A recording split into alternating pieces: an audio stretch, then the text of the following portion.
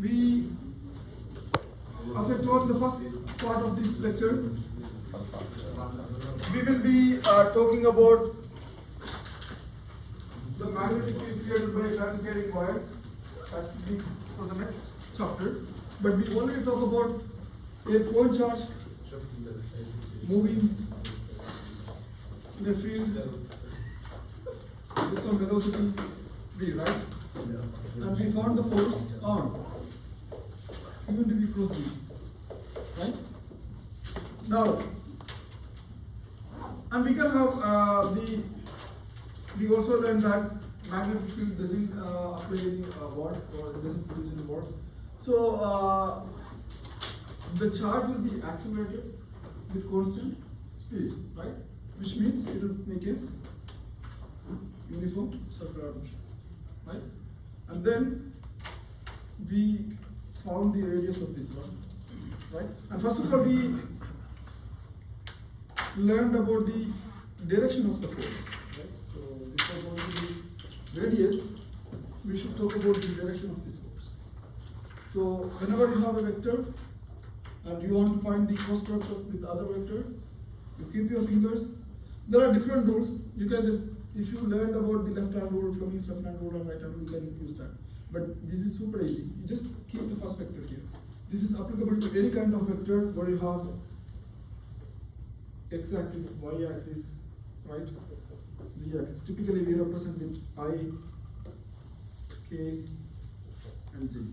And if you want to find the cross product of any of these two, right?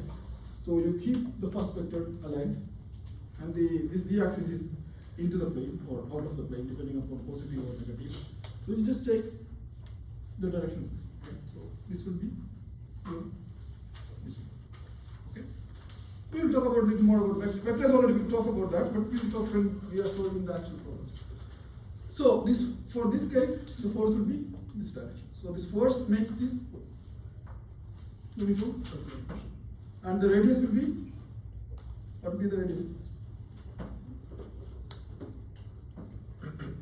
So we don't memorize the formula. We just found that the force acting, the centripetal force, right, is equal to Q into VB, because in this case we are talking about, we have the velocity vector in this direction, and sorry, the magnetic field in this case is, I'm pretty sure you are not listening to what I.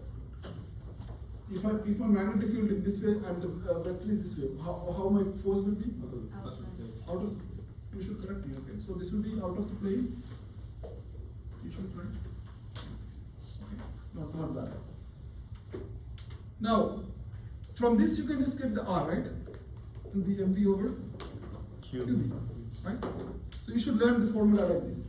And once you have R, you can find the time period. You find the time period. Time taken for one revolution. What is one revolution? 2 pi r. That is the distance it covers, right? And what is the velocity basically? The distance over time, right? So this will be 2 pi r over time, right? So this will give you time period 2 pi r over v, right? So learn this way, and then this can be t is equal to 2 pi, and you have here m into v over q into b. So this will be 2 pi m over qb. And we define the cyclotron frequency qb over m, right? So this can be written in terms of the frequency 2 pi over omega c, and the omega c we define as qb over m. Okay, right? And now this is perfect when you have the velocity vector perpendicular to the magnetic field. What happens if I don't have a velocity which is perpendicular to magnetic field? For example, I have the magnetic field in this direction. I'm just tilting the plane, right? Now I have some charged particle moving at a certain angle. right? So in this case, when the charge particle go from here, right? Since we consider we have the angle is 90 degree, just go all the way and just come back to the same point, correct? But when you have an angle which is making the velocity vector, right? This will not come as the way it was coming, right? It will make some kind of other motion called helical path. How the helical path will be? You have the, for example, you have the magnetic field, you have the velocity in this direction, right? This will go and then make, depending upon the angle, right? So this will not come back to the same position, this will be coming to another position, right? And this is a kind of a projectile motion we have learned, right? It's not exactly a projectile motion, but the motion from one point to the other one will be, you can consider it similar to that. If you remember, when you're taking the velocity, the perpendicular velocity component, or V, this one, velocity can have two components, right? And this will be V cosine theta, depending on this angle theta. Okay? And then these equations, whatever you have V, these equations will come as, you are not considering it's 90 degree, so you will have the R mv sin theta over q into v, right? And you have it at an angle.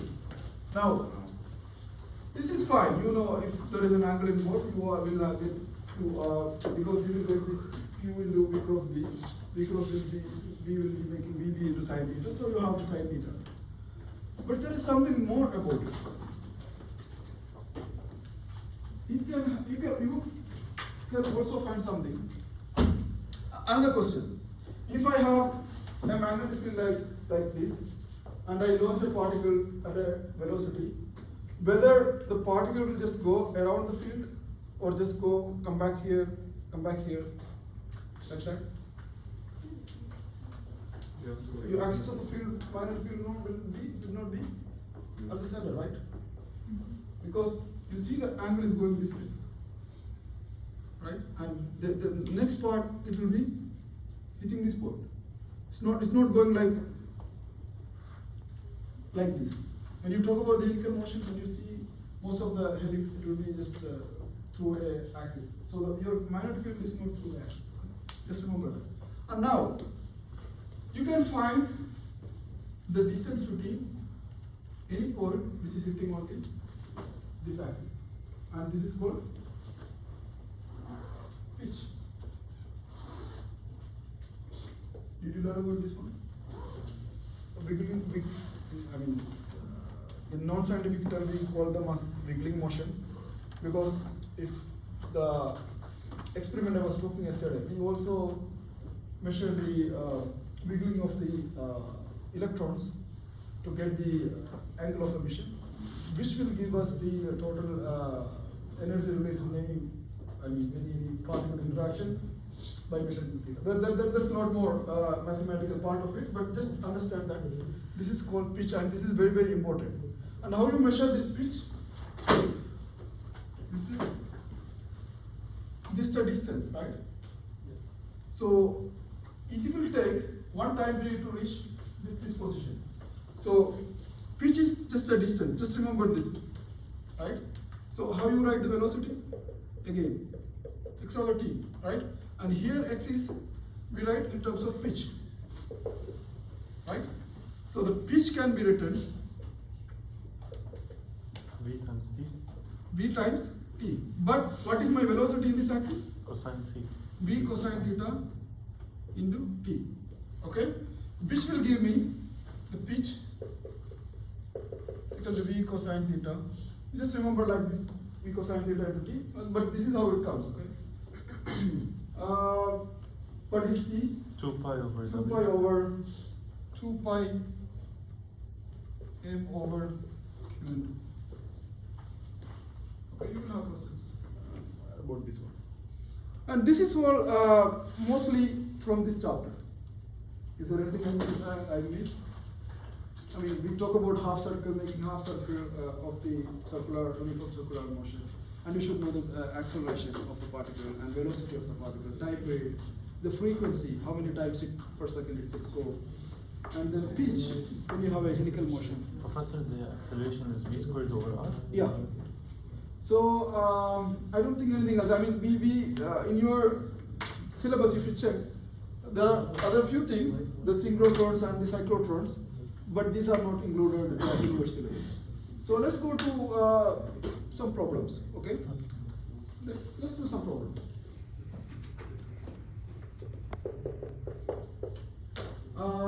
Consider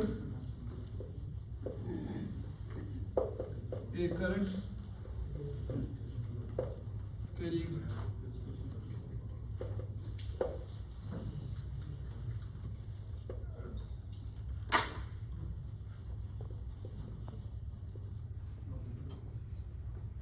rectangular wire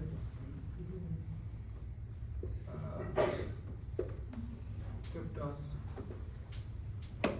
shown in the figure. I know.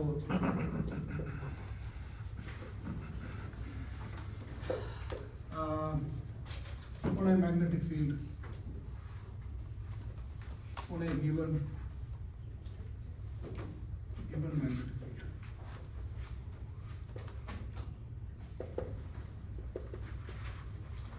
I'll give the magnetic field and also the picture. So I have a rectangular wire, okay? Or I just I can have a square or any other shape, but just assume that this is something like. Now I just give you one side length L1. Since you have a rectangle, two sides up to different. And then you are carrying current through it, right? So this will be having some current direction. You can just write I, right? And then you are given the magnetic field B is equal to P0 into I. So you have X, Y, and Z. Okay? So find the question is find the force acting or the net force. Let's say net force on the loop due to this magnetic field.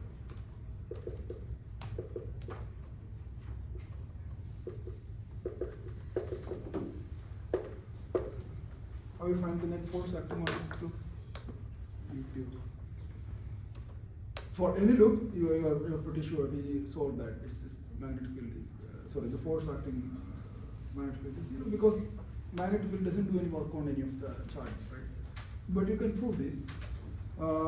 If somebody asks any of this question, maybe if I cut the loop, right, the total net force will not be zero. If I have a connected loop and I flowing the charges are coming back to the same position, that's called loop. Then the net force will be zero. But we will see how this is zero. Sorry? Magnetic field, where is the axis? B is equal to B0 to I x-axis. So I cap.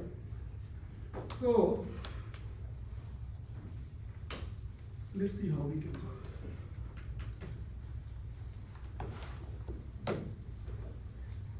Okay, I'll also ask you to find. Then it will be interesting, more interesting. I'll also ask you to find the torque.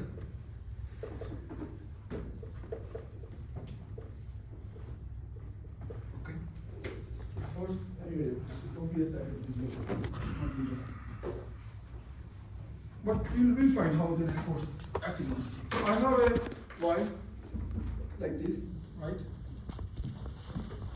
Something like this. L2, L1, and I have the axis X, Y, and Z. And for typical notation, we just consider this as I cap vector.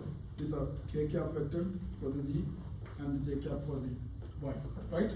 And we have which direction it do? I go this direction, right? Okay, this direction. Let's see. So if you have any of the problems which is coming a loop or a rectangle or something like that, or some arc or something, you have to divide those things into two different parts. Okay? Let's say this is your first part, this side is your second part, third part, and fourth part.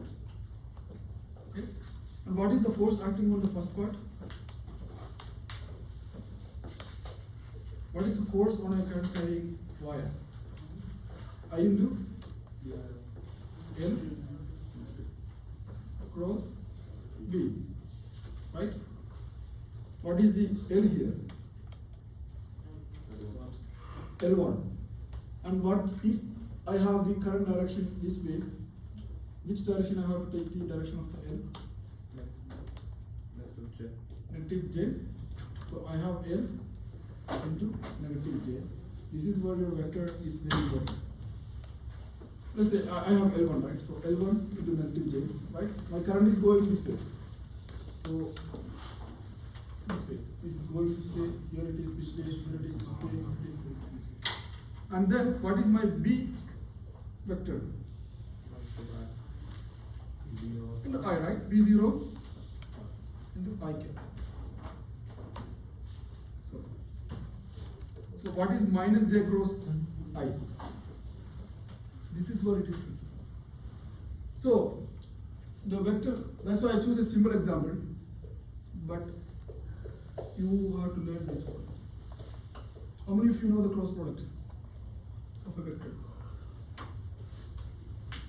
What is I cross J? K, right? So you go this way, you get this one, right? You go this way, you will get this one. So you take this cross product, you get this one, right? You take this cross product, you get this one, okay? You take this one, you get this one. So that is a positive K, right? But you go the other way, you will get negative of this one. This you know, right? So Fleming's left-hand rule, or whatever the vector cross product things, whatever I was talking about, is just not only applicable to whatever the magnetic field and velocity of the charges, or current, or the magnetic passing a line, or the magnetic field. It's purely coming from the vectors. So if you want to take any of the vector product, cross product, or let's check with our hand rule how the I cross J is coming. Okay. So you have I, right? And J. J is your second vector. So your first vector is I, and the second vector is pointing up, right? And your third vector should be positive Z axis, which is K vector, right? So you can use the other, either you can learn this way, or whatever the things you have learned in your high school or physics 101. You can use that one, or you can use the hand rule to find the cross product. The reason most of you will be making mistakes, you will be getting confused whether I cross J is equal to minus K, because you know that the cross product definitely is a three-dimensional thing.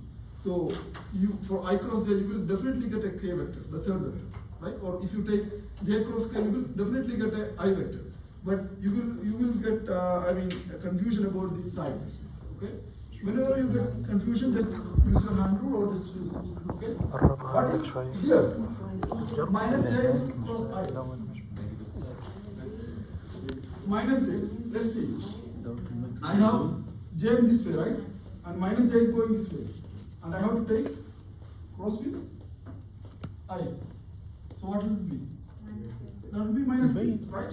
So I into L1 B0 minus K vector. Or you can write minus I L1 B0 K vector. Okay? So this is your force, let's say 1. What about the second force? 2. What about this side? your magnetic field B is in this direction, right? And your L is in this direction, here, right? So the second force will be 0 because the angle is, because theta is equal to 0 between L and B. Okay? Now, what is the third one? This side. You have the force, let's say this is 2, F3 will be I into L cross B, right? What is I into L cross B here? I have L1, right? L1 is going minus J, right? This should be positive. Who told me? Which one? This one? Oh yeah, sure. So this one was going up. Somebody told me that it is going minus J. So sorry about that. So it should be positive. Now this one is going down, right? Cross B into I. So if you take this one, this will be minus L1 B. Okay. And what about the fourth force?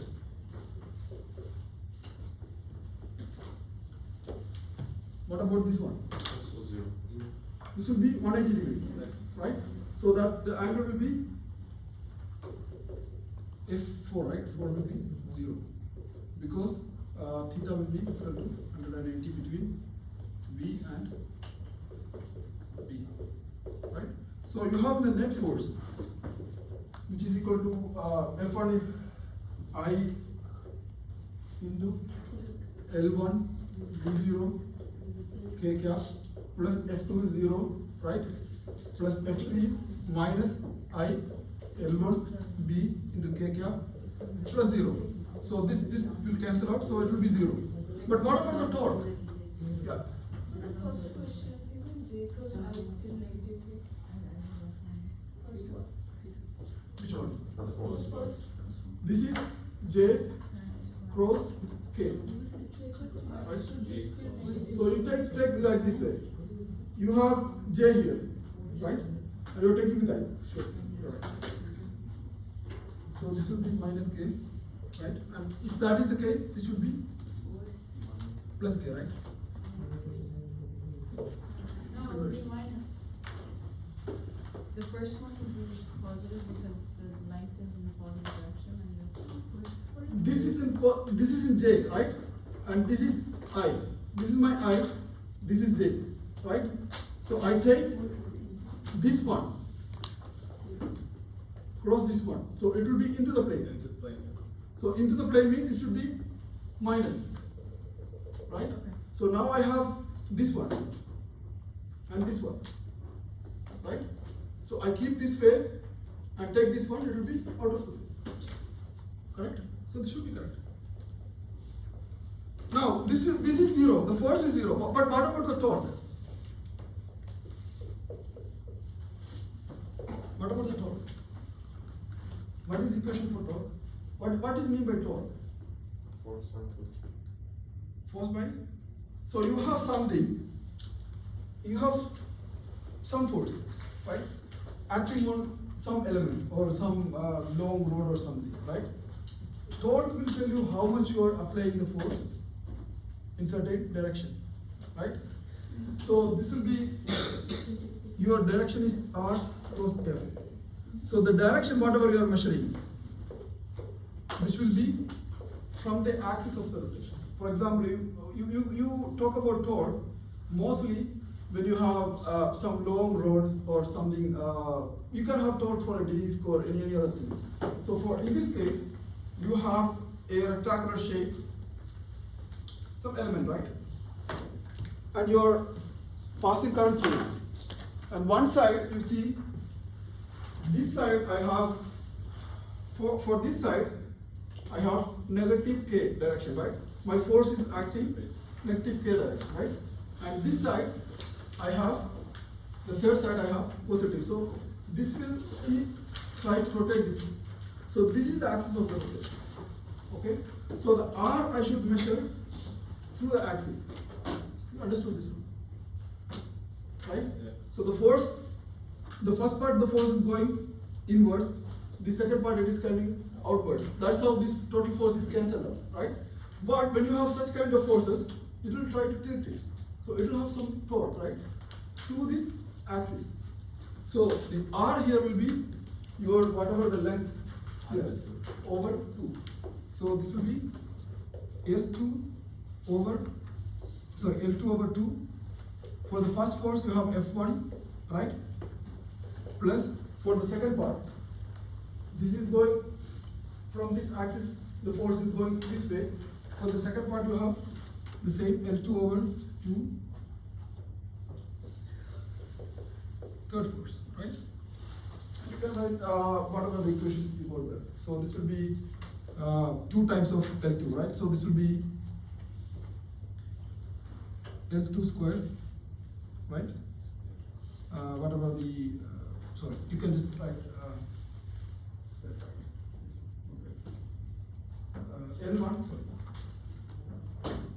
Let's write all this. I'm skipping some of this. Maybe it end up with some mistakes, so I'll write everything.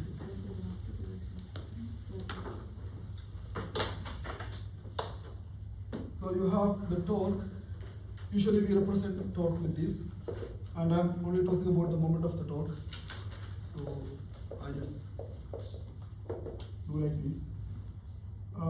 So this will be L2 over 2 F1, right?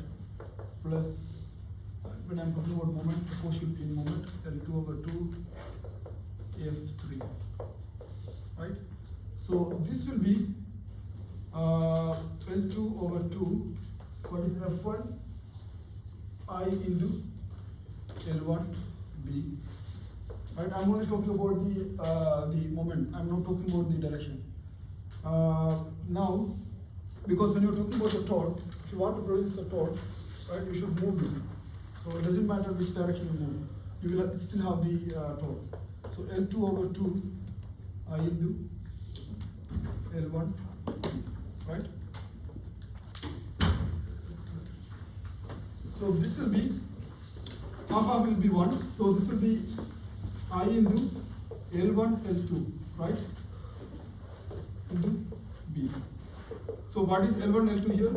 That is the area into B. If I ask you about the torque, but Where did the two go? this one, Oh, they're equal, that's. these are equals. So just check it. So why I talk about this one? There is something called magnetic moment, which is not in your syllabus, unfortunately. So the magnetic moment, even though you have a current carrying some rectangular wire, right? And the total net force, even though it is 0, due to the torque, right, you can produce some magnetic field, right? And we talk about magnetic moment, and we are not dealing with these things in this topic. So, unfortunately, I will not be asking about the torque, but just sake of your understanding, just leave that. But the force is very, very important. Okay? So you should understand how the direction and all these things. You see that I did some couple of mistakes here when I was checking the direction. So always check whether you have the first vector this way and your second vector is on your palm. If you are getting confusion, or if you already know this I cross J, this one, you use that. Okay? Now let's do a couple of more problems.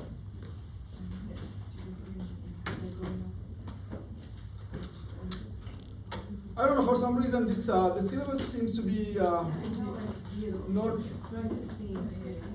very good. Many things are skipped in this syllabus. For example, synchrotrons, cyclotrons, all these are really interesting, but I don't know, maybe it's due to the time constraint.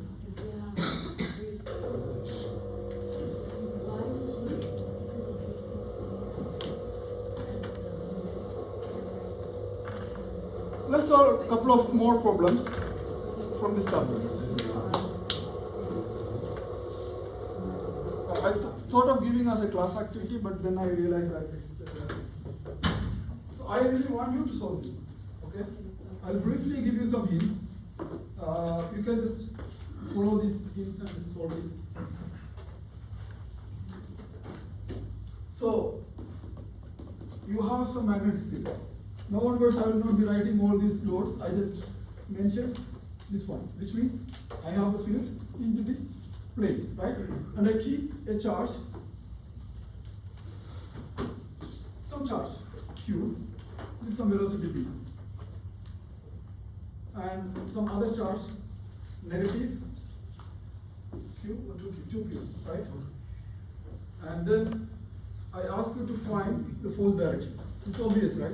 So you have the first vector and the second vector is into the plane, so your force will be in this direction for this one. That's the first part. And this one, you cannot use like this, so you have to use this one, and your magnetic field is into the plane, so this force will be acting downwards. So what will be the trajectory of these particles when it moves? It will go like this and come back like this, right? Because your magnetic field is perpendicular to the velocity of the particle. And for this one, it will be much larger diameter, right? Because you have 2 times of whatever the charge. Sorry, 2 times of the mass, not the charge. Right? The charges are same charge, but same amount, but it's just opposite charge. Now, so that is A and B part, and third part it is asking when the ratio of the masses, right? M1 over M2, how much when you have the equal time ratio. So you have to compare T1 is equal to T2, then find the ratio. It will be half of M2 will be equal to M1. So that's obvious, right? So that you can make the same time period. Okay, take a picture of this question. Now we will go to the next question.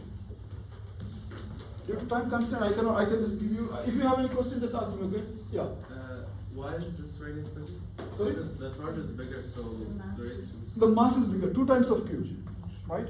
Charge is not bigger. You have a positive charge, a negative charge, right? So, for example, you have a hydrogen plus and hydrogen minus, right? When you say charge is higher, you have H plus or H 2 times of the charge, then the charge is higher, right? Or 2 times of the charge. But here instead of this one, you have 2 times of the mass. Okay? It says minus 2Q. You need to So find it's the this mass. charge. You need to find the mass. Oh, you need to find the mass. So then you can just compare the time period. I thought the other way. Okay. Now let's go to the next one. You understood, right?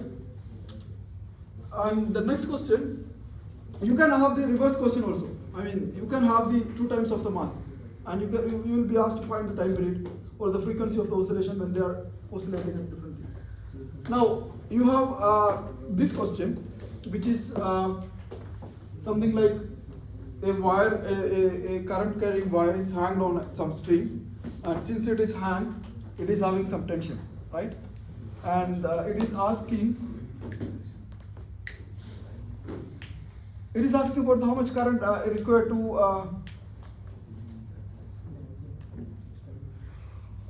remove the tension in the supporting lead. So you can have balance these wires. You hang this wire and you apply some current, right? So you have some magnetic field, and this magnetic field can balance the tension force to hold it in place, right? So you just have to find the Fg is equal to whatever the magnetic force. Right? You understood the question? You hang some wires, some wire on a string, so it will have some tension. It is hanging, right? And you apply some magnetic field to alleviate it, right? So whenever the magnetic field or the magnetic force is equal to the tension force, you can just alleviate it as floater, right? So that in that condition you have this one. So the mass is given, right? So this will be Q into, and the magnetic field is into the plane, and you have length is this side, so they are perpendicular. So you can write into LB. Sorry, not Q. It's a current carrying one, right? So I into LB. So you can find this one, right? I is equal to mg over LB. Magnetic field is given, the mass is given, and the length is given, right? Let's go to next one. Yes, Professor, the direction for the last question is this way. Okay, there is something when you have a current carrying wire. That direction we will talk about that later. The current direction. Okay. The next chapter we will talk about when we are talking about the source of the magnetic field due to the current carrying wire. We will talk about the direction. There is something you have to deal with different than the this direction. Okay. But just look at this question.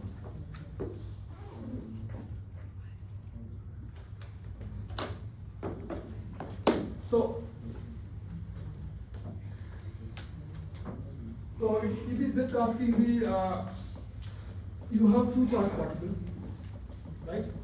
So you have some particles exploding and some negative particles or electron or positron. I think electron or positron mentioned there, right? They are going, and it is asking whenever its explosion happens, when they meet each other, right? What is the time period? That will be whatever the time period over half. They will not finish the full circle. So you have to find that time period. Okay? That will be your time T. And now let's go to next question. Professor, Yeah. would you ask these questions in the exam or is it just practice questions? From this chapter, that's what I was mentioning. These chapters, magnetic field, mostly you will have some numerical questions like this. But this is something different. So no, like drone bullshit. This question, you should expect such kind of question. I took all these questions from the textbook. I read all the questions and I randomly pick the depending upon the complexity. You don't feel the complexity here because I'm explaining the questions. The complexity is in the question. If you understood the question, it is easy. Okay? So this question, you have some particle, right? An electron follows a helical path. So you have some electrons going some helical path, right? And it is asking you to find, and this is kept in a magnetic field not only in one axis. Typically we were talking about V going in x-axis, right? But here V is something into I, something into J, something into K, right? And you have V velocity vector, something into I, some number into J, some number into K. Okay? So how you find the angle between them?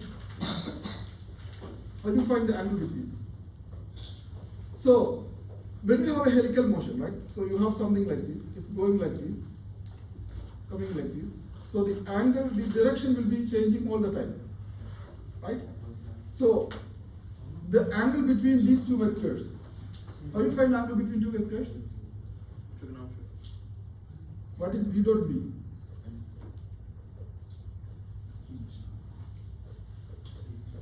Cos theta. Cos theta. You can use this one, or you can use V cross B, right? VB sin theta, and find the theta. Okay? That's the first part. So the easiest part is this one. So you can write cosine theta is equal to V dot B over VB, right? So you have to find V dot B. So you have to take I dot I, J dot. That's how you do, right? Yes. So you should know I dot. What is I dot I? I squared 0. I square. 1. Or take one, right? What is I dot J? Because we are talking about two vectors at right angle, right? So this angle is something, this is I into J cos theta. When your angle is 90 degrees, this will be 0, right? When your angle I into I cos theta, the angle is 0 between I to I. This just check the projection. So that is why we are taking 1. Okay? So you should know how to take the dot product of 2 vectors. In this case, B and B. Okay, and B vector is given as 20I minus 30J plus 50K, and the other vector is given. So you take dot product, right? And write the value here, and take the magnitude of this one. How you take a magnitude of this vector? Square root of something square plus whatever this square will give you, if it is a 3 dimension, right? This will be representing x-axis, or y-axis, or z-axis, or representing j, I, and k. I will be asking similar questions in exam, but different vectors. You should remember, okay? So, you can solve this, right? The first part it is easy. The second part, what it is asking, the speed. Do the speed change, so, let's come back to this one. So, when you have a projectile motion, for example, what happened to the speed? Or when you have a uniform circular motion? It will be constant, right? It will be just changing the direction, right? So it will not change. And now the next part, the angle will change with time. This is very, very important. You may think that this is only direction of the magnetic field and this is your angle. It's not. Whenever your magnetic field is in 3 dimensions, you have I, J, K vectors, right? Whenever the magnetic field changes, it just going along with the same angle. So always this B and B angle will be same. It never changes. Okay? Or we can just check tan theta is going to be perpendicular over the parallel, right? So this is how we check the angle between this. And now the last part, radius of the helical path. We did that, right? So I just show you R is equal to Q. What was the equation? MB sine theta over Q. Because you have MB square over R is equal to Q into BB when you have 90 degrees. So since you don't have 90 degrees, this will be sine theta, right? So this will be R is equal to M into B over Q. So you already got the theta here between these 2 vectors, right? You just put that. It's clear?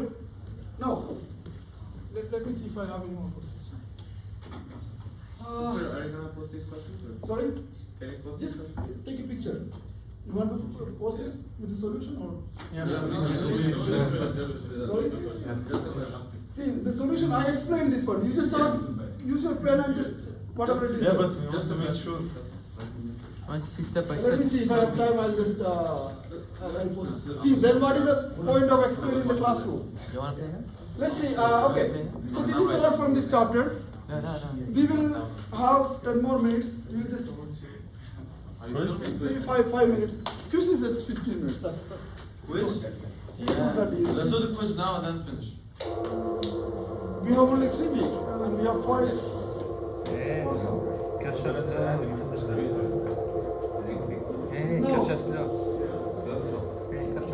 لو كانت التفاصيل هاي بس اكتيفيتي طاف مال اي 1 اي 2 اي 3 اي I'm not discussing. I'll just give some hints for the next chapter. What are we خلاص going to الحدث discuss? كل يوم Then I'll stop in there. Okay? I will not take much time. Maybe 5 minutes. Then we do the quiz.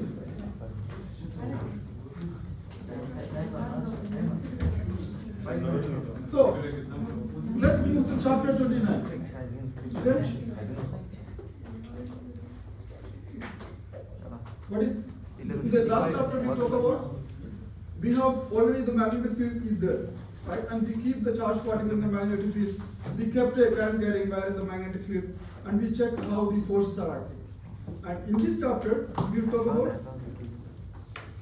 magnetic field, how we produce a magnetic field. يلا نزل Due to current. What is meant by current? A moving charge, right? So, This chapter is similar as the previous one. The only change is that instead of already given the magnetic field, we are trying to see the magnetic field is produced by a current. Okay? Does the static charge produce current? Sorry, does this static charge, if I just simply keep a charge, whether it will produce a magnetic field? No. Why? It needs to have, it should have some velocity, right? It should have something. So that is why in this chapter we only talk about current carrying wire or current carrying disc or current carrying something. There is a flow of charges, okay? We'll have different geometries. So similar to the chapter where we discussed the electric field, when you have charge flowing, we have the same idea. So in this chapter, we will be talking about few things. We have basically a current carrying wire, right? And we will check the magnetic field at any point produced by this one. This can have different directions, so it will be the actual direction I'll show you. So this is where the direction comes. Somebody asked me whether which direction we should take for the current. I'll talk about that. But just remember that this is same as the electric field chapter, where we were talking about a moving charge produces electric field. In there we had to find the electric field. We use Coulomb's law, right? And we have another law, Gauss's law, right? If you are familiar with this, you can find a similar law in this chapter. What is that? Wire, somewhat slow, and this one is Ambius law. So what is the speciality of Gauss's law? You cannot apply Gauss's law everywhere, right, to solve any problem. You need to have certain symmetry, right? So here also Ambius law is just checking what is the magnetic field produced by current carrying wire or any other symmetric object. We'll just use Ambius law, right? What Ambius law says, I'll just finish up just after the Ambius law. I'll go the reverse. I'll just first finish the Ambius law, then come back to the Weier's-Sauer law. This is Coulomb's law. You can apply anywhere. Okay, this you can apply anywhere. This only applies to symmetry when you have symmetry. This can be applied to anywhere. This you can apply only when you have symmetry. Just remember that. Now,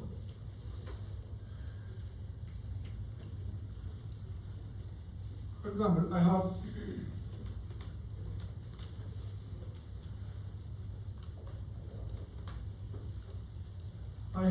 here,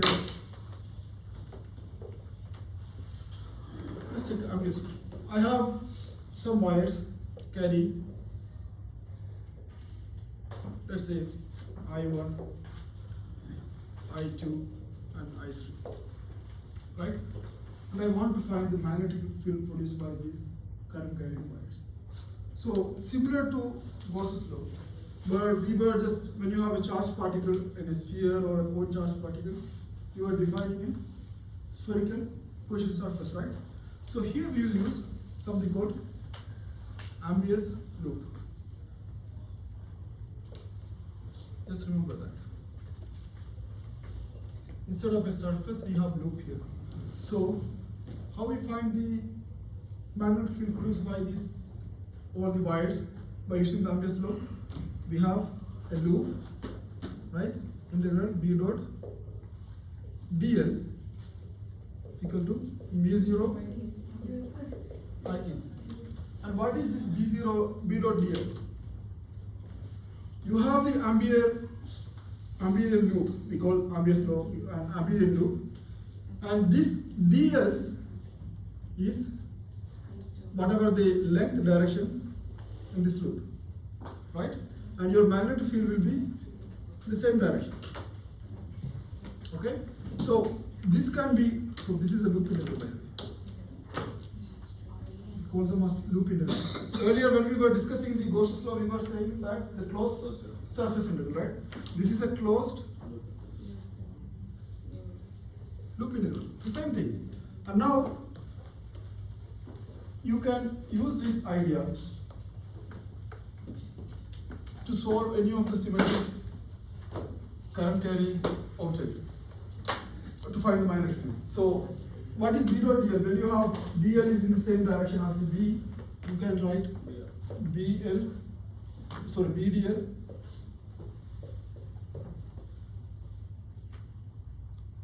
cosine theta, right? Would be equal to B0 into IE. So this B you can take out. The closed loop integral will be B0 IE. And what is the IE? The total current.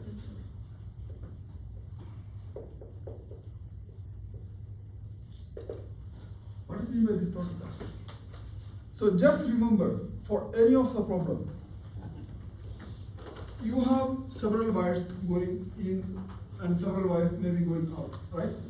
So for our convenience, whatever the going out wires from the plane, right? We take them as positive direction.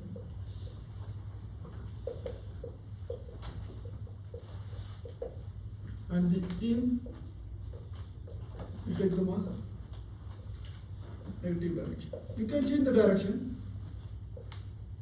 but you have to change the orientation. If you have a different direction, you can just change it.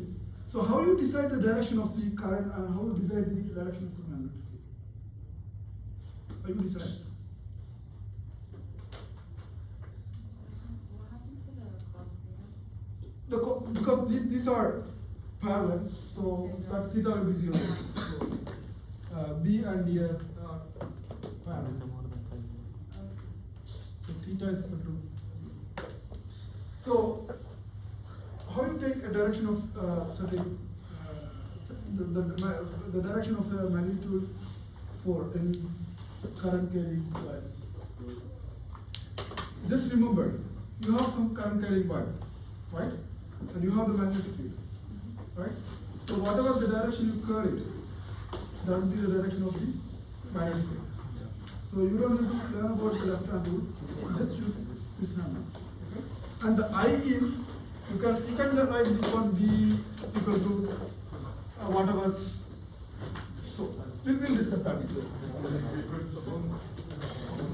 Let's do the